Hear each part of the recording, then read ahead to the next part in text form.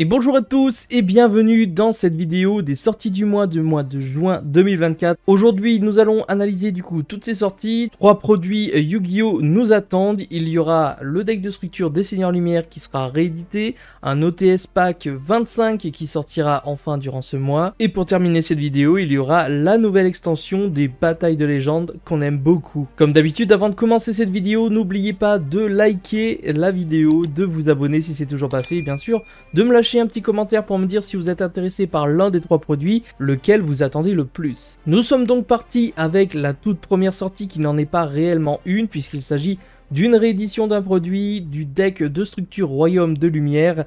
Pour les plus nostalgiques, il s'agissait justement d'un deck de structure où on pouvait retrouver la quasi-totalité des monstres Seigneurs Lumière de l'époque qui sortaient et qui étaient tout simplement emblématiques des anciens formats méta Yu-Gi-Oh! Konami a voulu faire plaisir aux joueurs et collectionneurs en ressortant ce deck de structure à l'image des nouveaux monstres Seigneurs Lumière qui ont fait leur apparition dans Héritage de la Destruction. On aura du coup l'opportunité de récupérer toute la famille ou quasi toute la famille des monstres Seigneurs Lumière. Cette réédition sera disponible dès le 6 juin en magasin au prix de 12 € bien sûr chez mon partenaire Parkage. Pour ceux qui l'avaient oublié, vous avez le code promo PKYAMI24 pour vous faire plaisir sur le site. Pour ce qui est de ce produit, pas de grand suspense, nous sommes devant la liste complète du deck de structure, le Royaume de Lumière. Il s'agit bien sûr de la même chose, on aura les cartes à l'identique mais juste avec la petite phrase 2020 Studio.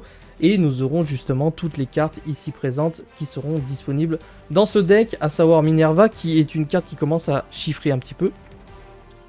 Très léger mais c'est toujours assez cool de la récupérer. Nous avons également le Dragon du Jugement qui sera cool à récupérer même en commune. Une petite Lila pourquoi pas, Wolf qui sont des cartes qui sont encore jouées aujourd'hui même en Edison format. Faut pas oublier que niveau Edison, il y a quand même pas mal de cartes à récupérer, notamment le petit Rico, quelques petites cartes mythologiques comme on peut le voir. On a aussi du L noir avec Zephyros, un petit protecteur mortuaire.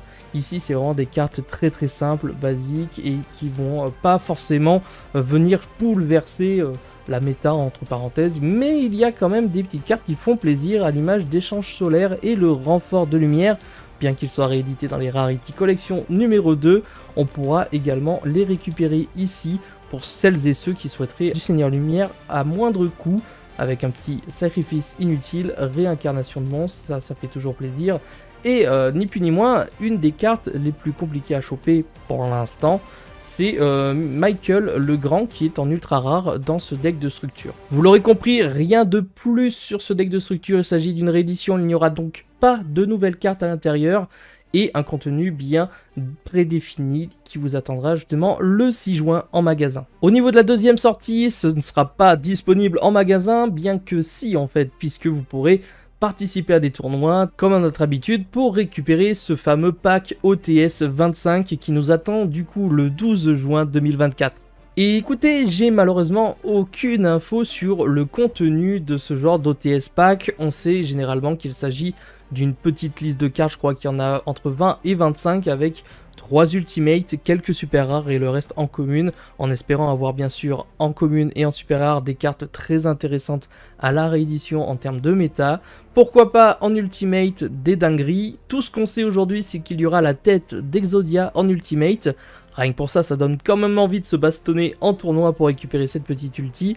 À savoir qu'il reste 2 slots qui n'ont pas été annoncés et j'ai envie qu'on s'amuse un petit peu. Donc dans l'espace commentaire, n'hésitez pas à me dire quelle carte vous verrez rééditer en ultimate rare. Personnellement, j'ai fait un petit peu ma prédiction. J'aurais bien vu l'Hydre Dragon disponible en ultimate puisqu'ils vont vouloir quand même la rendre dispo certes, mais peut-être pas en super rare.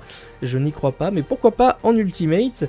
Pourquoi pas également le Feu Ardent puisqu'il serait temps de commencer à donner un petit peu d'ultimate de pack à des decks qui représentent la méta, c'est-à-dire Snake Ace, c'est-à-dire Feu, et pourquoi pas mettre le Feu Ardent en ultimate, ou une Wanted, ou une Diabell Star, vous l'aurez compris.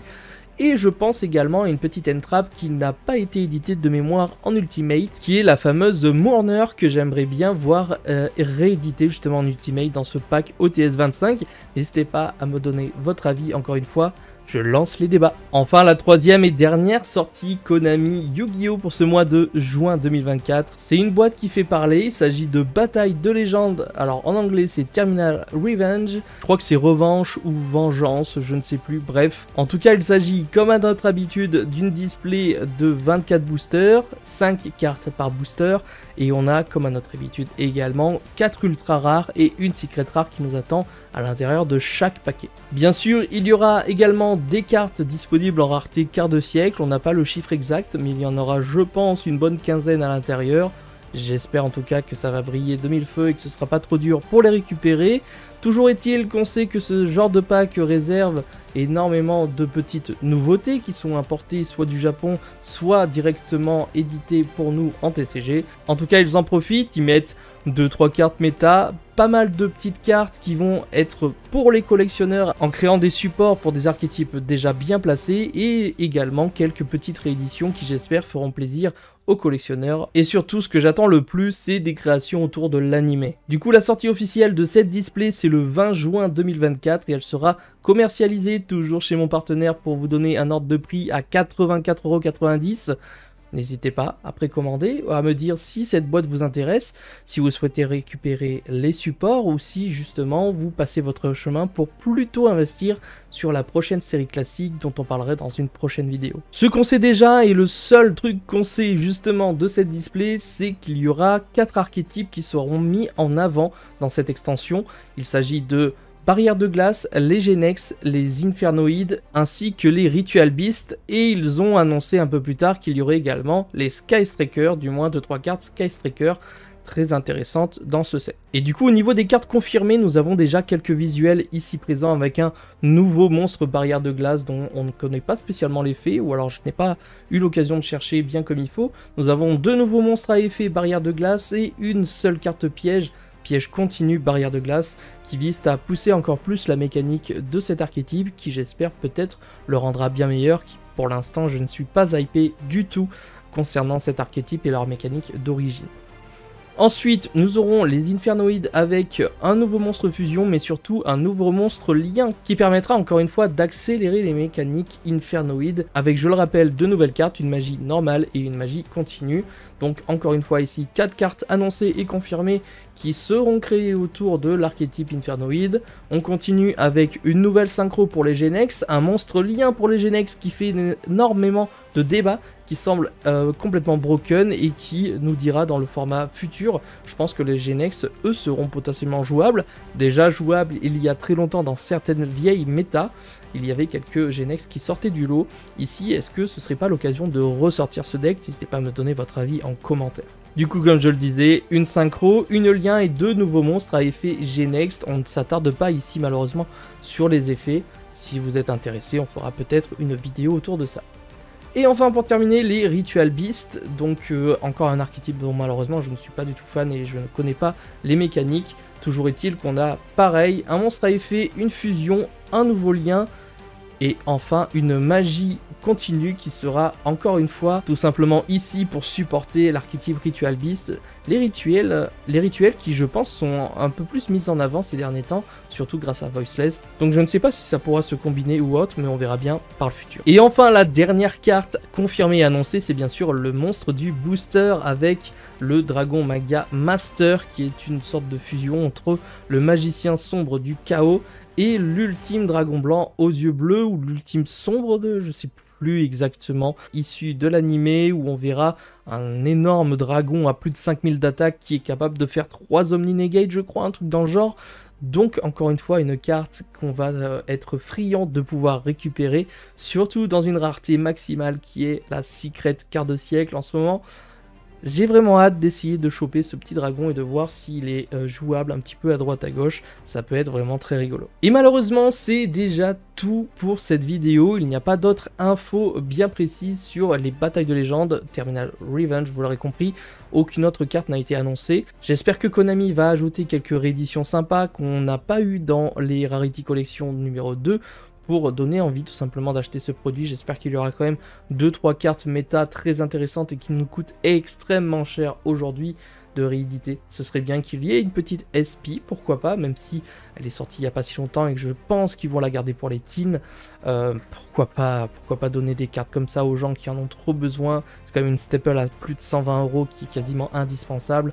Donc ce serait bien de penser aux joueurs, en tout cas de donner bien plus que juste des supports. J'attends une belle réédition à l'intérieur de cette boîte. Encore une fois, n'hésitez pas à me donner vos retours en commentaire, dire si vous avez eu un peu plus d'infos que moi sur le set, sur quoi vous êtes hypé. Est-ce qu'il y a un des 4 ou 5 archétypes, puisqu'ici on n'a malheureusement pas vu les Sky Strikers. Je crois qu'il y a une nouvelle lien qui est dispo, donc je suis désolé, j'ai pas vraiment trouvé les petits spoilers là-dessus. Donc n'hésitez pas à me donner vos retours, décortiquer tout ça et me dire si vous passez votre tour ou si c'est justement une extension que vous attendez avec beaucoup d'enthousiasme. Bref, nous on se donnera bien sûr rendez-vous très bientôt, notamment au CDF dès vendredi.